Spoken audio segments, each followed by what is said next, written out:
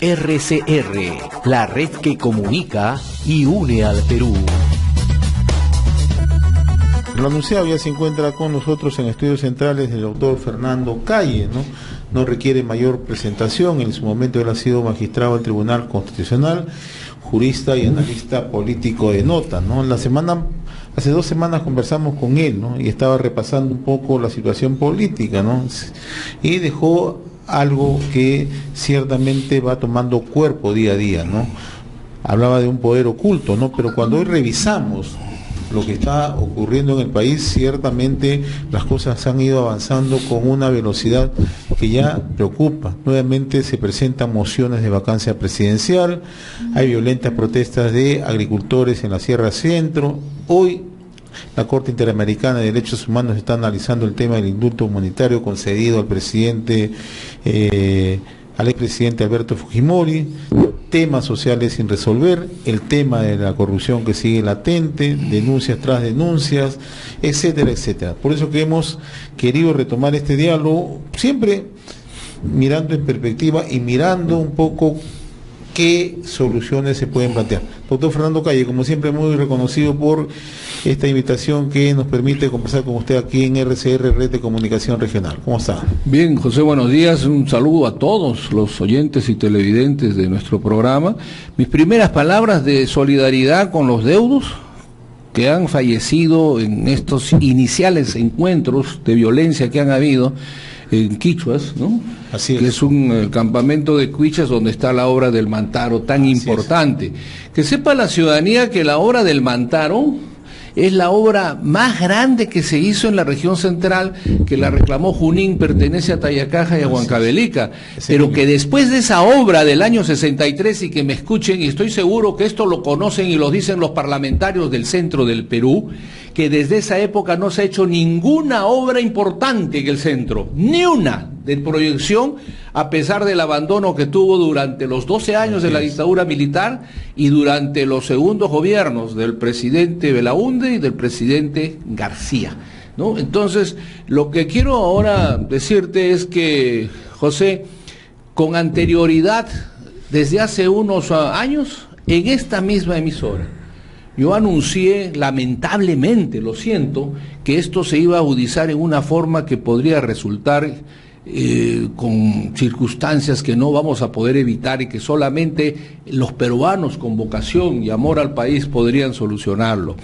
Y te digo esto porque, fíjense, mis queridos amigos, nosotros vemos hoy día, que escucho con atención periodistas, salió el defensor del pueblo, ya no con lo de Fujimori, pero por teléfono, y cuando él debería estar allá, o podría haber la forma. Yo sé que los políticos en el ejercicio corren peligro, lo sé, porque hay una violencia en la cual podría haber agitadores, por supuesto que siempre hay, siempre hay gente que como llaman, ingresan clandestinamente, lo que llaman infiltrados, Pero si retrocedemos, infiltrados hubo en el gobierno de Velasco, en la dictadura militar. Así es. Los caviares que generaron y posibilitaron probablemente en 12 largos años el nacimiento y crecimiento de Sendero Luminoso. Tenían todo el aparato del motor.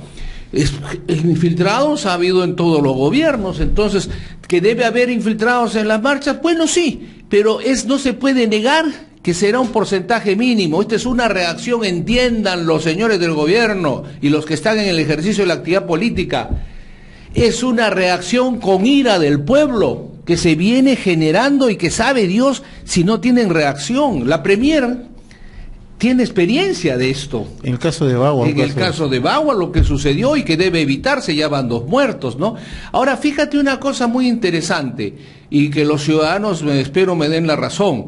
Yo te agradezco lo de jurista, te has olvidado que soy profesora, sí, aunque sin cátedra, parece que ya no tengo la cátedra de la Universidad de San Martín, no sé, creo que corta, ya, pero nadie me quita lo de profesora. No, y además reconocido, Sí, gracias a Dios reconocido, y a todos mis alumnos un cariño.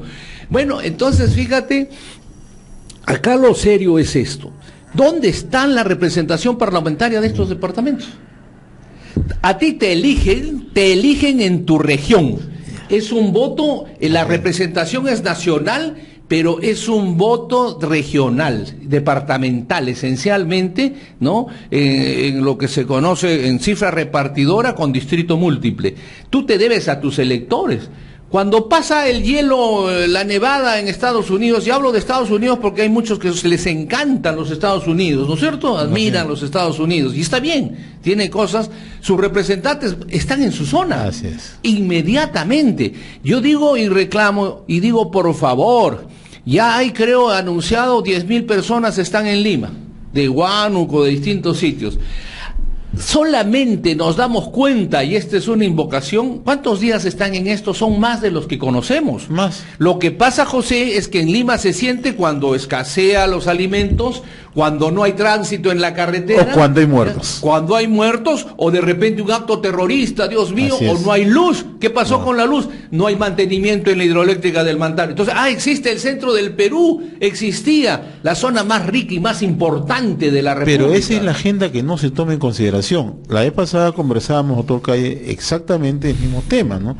Y se ha planteado ahora una serie de variables, ¿no?, que están ocurriendo, ¿no? Crisis tras crisis. Usted antes de la conversación me decía que usted no recuerda una crisis más acentuada que la que estamos viviendo en estos momentos. Sí, lo digo desde que tenía 6 años, 7 años de edad, que la infancia no te aleja de estar preocupado o de conocer como historia, ¿no? Además, y yo recuerdo que el señor Prado decía que hay varios tipos de problemas, ¿no? Los que se pueden solucionar, claro, los que no tienen posibilidades y los que no se solucionan nunca, decía, ¿no? Era lo más sencillo del mundo. Y hay que dejarlo correr, decía, ¿no? Que corra solo, ¿no? Entonces, ¿no? Pero de ahí viene corrupción, gobierno de Belaún, del otro gobierno, Velasco Alvarado, todos los contrabandos, ya nos hemos olvidado, ¿no es cierto? Así es. Entonces, lo que pasa es que no tenemos memoria, y tú dirás, eso dice la señora Verónica, ¿no? Dice que no tenemos memoria. Sí, pues, pero el pueblo tiene memoria cuando sepan, y deben recordar siempre que tanto critican el indulto del señor Fujimori, que gracias a la señora Verónica, gracias a la señora Gladys, el señor Fujimori tiene el indulto. Eso, que quede claro, a ver quién diga que no esto, porque si ellos estaban, ya estaba la vacancia, ¿no es cierto? Así es. Entonces, estamos todos acá, hay una política de hipocresía, que esto puede terminar y debe terminar. Yo creo que el gobernante, ¿se acuerda usted lo de agua sí, ¿no? Oro sí, agua, ¿no? Claro. Bueno, si ahí hubiera ido el presidente Humala en su momento, no hubiera habido solución, o por lo menos no hubiera habido las consecuencias tan funestas. Es cuando se asume la función de gobernante. Bueno, es que si tú eres el presidente o eres presidente del Consejo de Ministros o en su rublo, no te queda, te repito, no te olvides que, por ejemplo, muchos presidentes han sido asesinados, ¿no?, de muchos países. Yo no digo que esto pudiera suceder, pero un presidente, cuando pasan estas cosas, o el presidente del Consejo de Ministros, o los ministros en su conjunto, los parlamentarios, ante una situación, mis queridos amigos, anuncian, y fíjense una cosa, antes de que tengamos esta entrevista semanas atrás, el presidente de la República, la Premier, anunciaron que este tema se había solucionado. Así es. Que estaba solucionado. Por eso yo escuchaba anoche y decía, pero ya solucionaron, dice que ha habido una reunión. Y ahora tú escuchas a los de Oroya, o escuchas a Huancahuasi, escuchas a Huancavelica, escuchas a Cerro, que dicen que no en absoluto, y que están en marcha y camino. Dicen cosas interesantes, fíjense. Hay un problema ahora, siempre todos los peruanos con derecho vemos lo nuestro, no lo del país, no somos solidarios, ¿no? Y el lío que se está armando es por los transportistas que no pueden salir, ¿ok? Para que ganen su dinero con justa razón. Pero los huelguistas dicen algo, nosotros hemos anunciado que no iba a haber carretera. En cualquier lugar del mundo ordenado, si a ti te anuncian que no va a haber tránsito, el ministro del ramo o la Premier verifica esto por inteligencia, toma las precauciones y anuncia oficialmente que eso ya no debe haber tránsito, o toma alguna precaución. Y se aplica el principio de autoridad. Claro, ahora el principio de autoridad me preocupa. ¿En qué sentido? Hace poco también se ha dicho que todo el mundo está más seguro que antes, ¿no? Así es. Entonces estamos con que se anuncie una cosa y otra, estamos en un récord de mentiras que es sumamente peligroso. Pero yo me pregunto, a ver, ¿qué vamos a hacer? Estás enfrentando al ejército, por ejemplo, la hidroeléctrica del Mantaro es cuidada por el ejército. ¿Van a tirar bala a los campesinos? ¿Otro redoble de porrancas de nuestro escritor? Cuidado, nos olvidamos. ¿Saben qué estamos creyendo? que los 20.000 que vamos a consumir pollos, vamos a los mejores restaurantes de Lima, vamos a la playa al sur, con 20.000 o 10.000 ya cubrís, creen que, y el 12 millones de peruanos. Y nos olvidamos que en esta zona, mira, la Constitución de 1870, 1973, la Constitución de 1979, la Constitución de 1993 dicen, el agro es prioritario.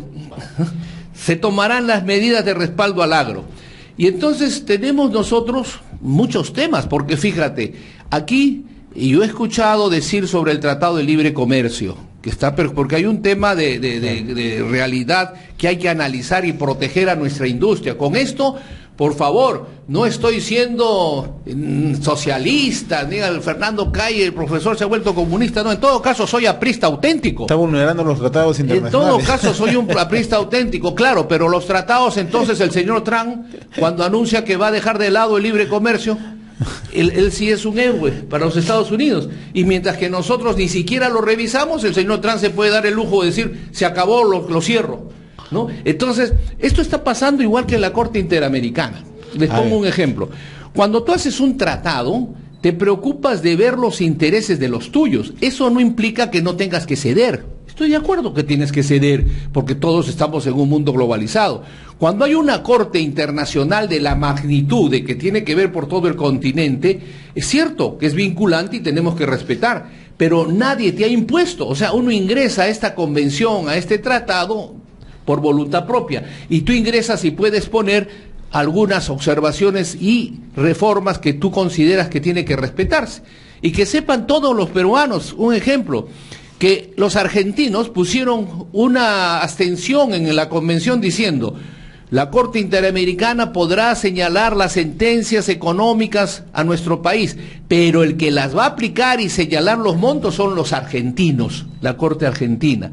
Y San Salvador, por ejemplo, ese país pequeñito, de más campesinos quizás que nosotros, con una historia de revoluciones constantes, la muerte de un gran obispo que ya se ha arreglado y que está en camino a su inicio de desarrollo, ellos se incorporan a la Corte y dicen, nos sometemos a la Corte Interamericana de San José en todo aquello que no viole o atente nuestra Constitución. En esa línea, doctor Calle, en unos minutos más, la Corte Interamericana en San José va a ver el caso del indulto. Sí. A ver. Bueno, no va a haber el indulto en sí, ¿no? Va a ver los va a revisar casos, la sentencia claro. La sentencia vinculada a esto, ¿no? De la cantuta, etcétera, ¿no? Esta es la sentencia. Y creo que lo del Tribunal Constitucional sí lo va a ver, la medida cautelar que han puesto. Ya. ¿Qué puede ocurrir ahí? Bueno, lo correcto es que tienen todo el derecho de revisar la sentencia. Entonces yo digo, a ver, relator, lea el contenido de la sentencia. Entonces dirán, presumo yo, tendrá que investigarse, iniciarse los procesos judiciales y sancionarse a quienes han sido responsables. ¿Se cumplió? Sí se cumplió, dirán. Fulano, se llegó a la investigación, se llegó a sentenciar, se puso las siguientes condenas, ¿no es cierto? La reparación civil señalada se cumplió, si se cumplió o se está negociando, o se está en trámite, ¿no? Entonces no se ha cumplido. Ahí habrá la voz y dirán, sí, pero se le ha indultado al señor Fujimori. Bueno, ahí está la calidad de los representantes del Estado peruano. Fíjese usted, si hubiera compasión un representante, que le llaman embajador, pero es un representante ante las Naciones Unidas y ante la OEA, hubiera hecho cuestión de Estado con derecho de protesta por la forma de interferencia en nuestra actitud soberana de administrar la justicia. No estamos en una dictadura. Por eso que, fíjense, ¿por qué en otras naciones y latitudes? Y yo voy a poner ejemplos para que recuerde la gente. Cuando se realizó el crimen del primer ministro italiano Tomás Moro, creo, Tomás Moro, brillante, además católico, vinculado a las juventudes católicas, al Papa, lo asesinaron en Italia, entonces le echaron la responsabilidad a las Brigadas Rojas, ¿no? Y el gobierno dispuso, porque era terrible el temor de los jueces, de los fiscales, dispuso el juzgamiento por jueces y fiscales sin rostro. Eso fue reconocido por toda Europa como un acto necesario y bueno. La Corte de Estrasburgo no dijo nada y los países de América Latina aplaudieron. Probablemente muchos de los que aquí se quejaban después también dijeron que bien, ¿no? Pero bueno, cuando el Perú puso los jueces sin rostro, los fiscales sin rostro, contra el terrorismo, terrorismo violento, no una brigada que iniciaba, sino terrorismo que mataba a todos, se sentenciaron. Es bueno que recuerden ahora que muchos se rasgan las vestiduras y dicen, ¿por qué sale a los 20 años ese terrorista? ¿Por qué sale a los 25? Sepan que los fiscales y jueces sin rostro les pusieron cadena perpetua a todos, casi. Así es. Cadena perpetua. Pero la Corte Interamericana, y hay que ver quiénes fueron allá, nuestros amigos los caviares fueron, y lograron que la Corte Interamericana anule. ¿En dónde está la soberanía? Anule. Bueno, a lo que voy yo, ¿por qué lo de Italia es maravilloso? Porque claro, somos hijos de cura nosotros, ¿por qué? Así es. ¿Por qué una decisión en un gobierno constitucional democrático no puede ser soberano ante que se está defendiendo contra, porque, insisto, este es un tema de representación y debate. Por eso es que frente a ello, y se acuerda usted Castro, sí, que la gente recuerde, Castro nos sentenciaron a los peruanos, porque de aquí sale del bolsillo de todos los que ahora pueden estar en crisis, sale para hacer un monumento, un homenaje a los terroristas y una indemnización a cada uno. Si hubiéramos estado bajo la autonomía, diríamos, ok, vamos a pagar la reparación, pero los jueces nuestros van a señalar el monto y no vamos a hacer ningún monumento. Entonces ahí fue la primera posición, y que la vuelvo a replantear porque los años han pasado.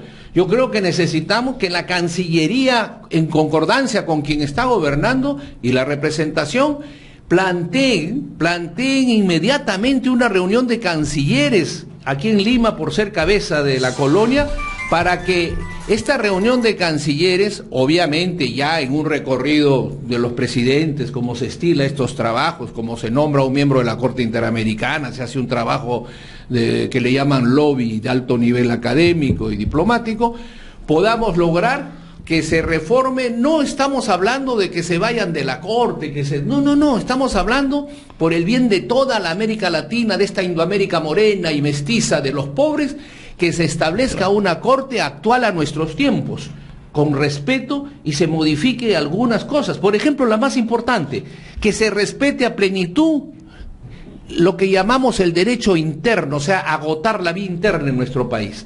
Eso debe respetarse, y en todos los países de Claro, América. pero estamos asistiendo a interferencias tras interferencias y nadie pero dice las nada. admitimos, pues, ya estamos en el camino. Nadie recuerda cómo retornamos cuando el señor Fujimori nos retiró, ya estamos en el camino, ¿no?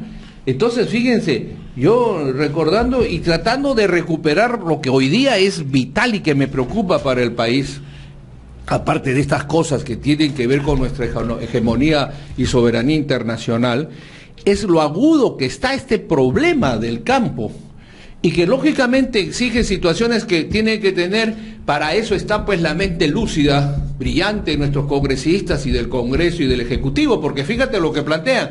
Si tú le das X millones y dices, yo te compro la papa, mañana dirán los arroceros, me compras el arroz, pasado me compran, pero lo que sí estoy convencido es que el pueblo, el campesino, entiende, comprende si habla con su gobernante. Al menos cuando venía, no sé si tú has escuchado, ¿con quién está dialogando en Oroya, por ejemplo? Con el alcalde, está yendo el gobernador regional. Este es un problema de todos los peruanos, nacional, tiene que estar ahí el gobierno y su representación.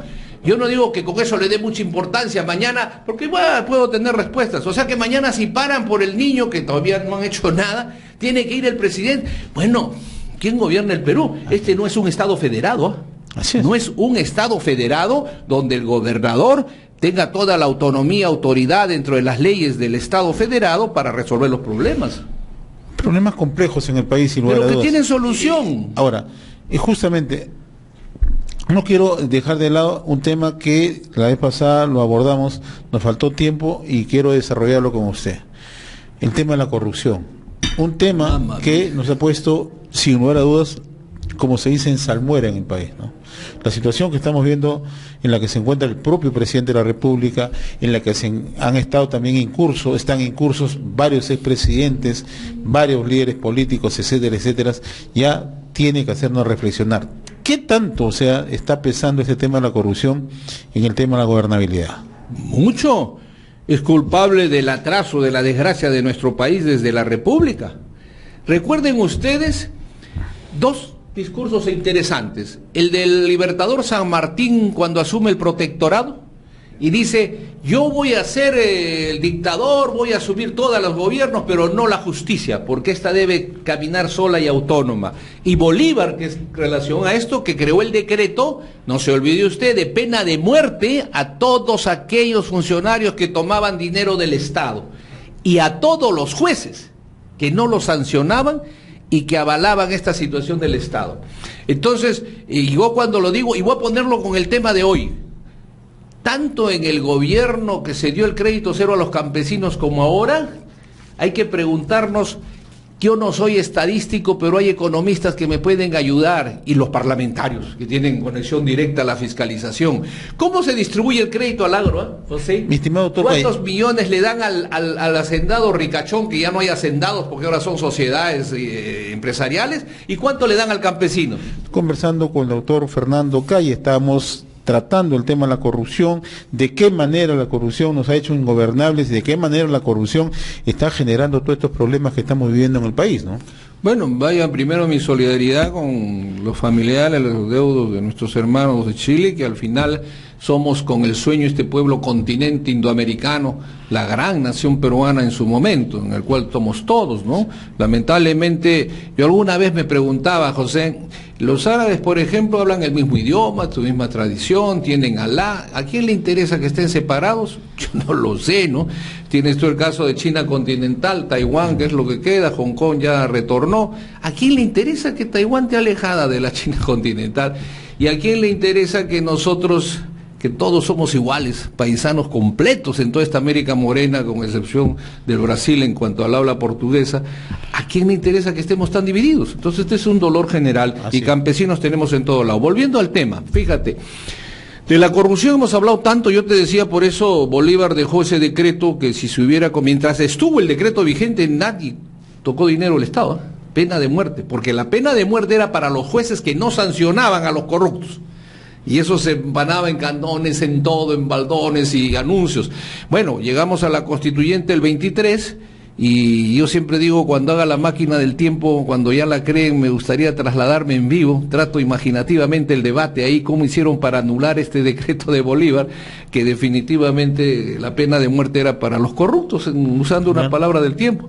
¿Cómo habrá sido el debate, no? Yo trato de imaginarme, lo cierto que se tiraron abajo el decreto, y a partir de ahí tenemos una historia de corrupción constante. Entonces, cuando tú me dices que hay sanción, necesitamos sanciones, la gente, pregúntale a un niño de 8 años y a un viejo de 90 o veterano, te va a decir, aquí no pasa nada. Y la gente siente que no pasa nada. ¿Cuántos años tenemos con tiempo con Odebrecht? ¿Cuántos años? Y la gente se pregunta, los Graña, hace 80 años han corrompido jueces, todo. ¿Dónde está el resultado? ¿No es cierto? Entonces, todo esto puede frustrar tanto a la nación que ya ingresa en ira. Ahora dice, Odebrecht nos está chantajeando, nos pone condiciones, si no, no van a hablar. Oye, yo te digo algo, cuando nació esto de Odebrecht, lo primero que yo dije, y que está ahí, sino que muchos medios grandes que no están preocupados, porque también pido que venga la Comisión Internacional contra la Impunidad, entonces dicen que Fernando Calle no hable, ¿no? Que no lo escuchen, por una razón. ¿Por qué hemos llegado a esto? Lo primero que debió hacer, a mi entender, muy modesto, como abogado, como profesional, ¿por qué no hemos intervenido en el momento y puesto un interventor? Ahí está, ¿y cuál es la respuesta? Yo no lo sé, han esperado hasta ahora, anulan un decreto, ponen otro, se llevan su plata, ya no hay con qué pagar la reparación. Aquí hay responsables. Y encima, y ahora sí se dice, fíjate, claro que hay responsables, lo que pasa es que aquí nadie responde por nada. Porque las autoridades y el pueblo, no hay, nosotros aquí, aunque se molesten conmigo, no queremos ser ciudadanos. Nos falta el coraje de un pueblo, una nación que ojalá tome conciencia y que mañana no digan como decía González Prada, son las barbaridades, las huestes de Atila, ahora dicen de Sendero, de Movadé. No, señor, puede haber algunos Atilas, pero es la sensación de ira de una nación que ya está harta y después no empiecen a correr, ¿ah? Hay que evitar que se destroce esto, quienes tienen responsabilidad política y los que no la tienen, que los convoquen, pues. Vamos a ver qué sucede, pero no se puede abandonar como está esta situación. Lo primero que yo diría es que se convoque y se suscribe el convenio con las Naciones Unidas para que venga aquí la Comisión Internacional contra la Impunidad de las Naciones Unidas.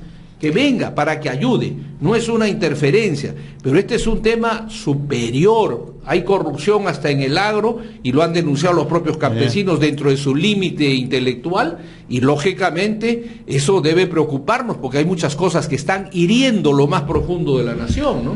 Mi estimado doctor Fernando Calle, siempre el tiempo es el tirano, pero con la seguridad me comprometo a volverlo a invitar para seguir analizando la coyuntura. Yo no creo que sea como lo dije una vez en un canal, ¿para qué he hablado de corrupción? De esto ya se acaba. No, cuando hablo de los narcos, ¿no? Pero mira, esto yo quiero, antes darle mi invocación al señor presidente, a la presidenta del Consejo de Ministros. Por Dios, no hagan que esto se agigante más.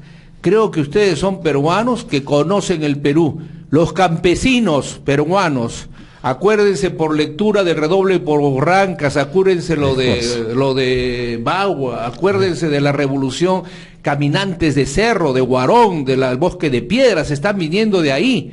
Yo les pregunto, ¿qué pasaría y cuál es la imagen si en vez de venir en camiones, que ya han llegado 10.000, creo, según informa la prensa, vienen a pie de la región del centro los campesinos en una marcha imparable, donde pueden llegar hasta el 1.000.000 de campesinos a pie? ¿Quién? ¿Le van a meter bala al pueblo? ¿Van a hacer que los apedreen al pueblo? ¿Los fiscales van a abrir procesos inmediatos y sanciones a sus dirigentes cuando el pueblo está reclamando que los fiscales denuncien y pidan detención preventiva a los corruptos más altos que hay en la República? Entonces, mucha serenidad, que quienes gobiernan, gobiernan para los 30 millones de peruanos y su futuro. Mucho cuidado. No se vaya a perder, José, el rumbo, porque si ya, yo he escuchado hoy día a los propios campesinos, y una cosa, pareciera que hablan solo con los de Tarma. Existe Cerro, existe Huancavelica, existe Junín, existe toda la zona del centro, y Andahuay, las he escuchado, también viene. También está. Entonces, Dios mío, es el Perú profundo el que se está levantando. Mucho cuidado. Muchas gracias, mi estimado doctor Fernando Calle, que fue nuestro invitado en este bloque del programa. RCR, la red que comunica y une al Perú.